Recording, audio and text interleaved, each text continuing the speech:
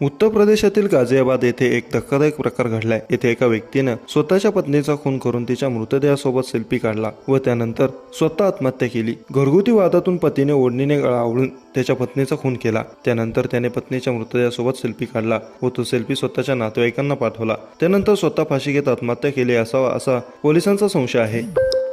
एटा येथील मूळ रहिवासी असलेले एक जोडपं कामानिमित्त गाझियाबाद येथे राहत होतं। त्यामधील पती हा गाझियाबाद जवळील लोणी भागात एका ठिकाणी काम करीत होता, तर त्याची पत्नी नोएडा येथे खासगी कंपनीत काम करत होती। पत्नी कामावर जात असल्यामुळे पती पत्नीमध्ये कायम वाद होत होते। घटनेची माहिती मिळताच पोलिसांनी घटनास्थळावर धाव घेतली। त्यानंतर दोन्ही मृतदेह शवविच्छेदनासाठी पाठवले। याबाबत पोलीस उपायुक्त ग्रामीण विवेक कुमार यादव यांनी सांगितलं की मृत पतीनं सर्वात प्रथम पत्नीचा ओढणीनं गळा दाबून खून केला। त्यानंतर त्याने त्याच ओढणीने गळफास घेत आत्महत्या केली।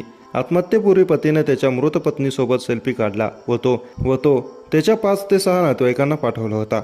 घटनास्थळी पोलीस गेले तेव्हा त्यांनी घराचा दरवाजा आतून बंद केला होता याची खात्री केली आहे। त्यामुळे घरगुती वादातूनच ही घटना घडल्याचा आमचा संशय आहे।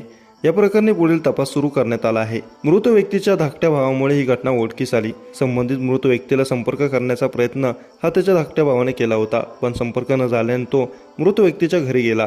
तेव्हा त्याला घरामध्ये त्याच्या भावाच्या बायकोचा मृतदेह बेडवर पडलेला दिसला, तर भावाने फाशी घेतल्याचं दिसलं। याबाबत माहिती मिळताच त्याने तातडीने स्थानिक पोलिसांना माहिती दिली। त्यानंतर पोलिसांनी घटनास्थळी धाव घेतली। दरम्यान या घटनेची जोरदार चर्चा परिसरामध्ये आहे।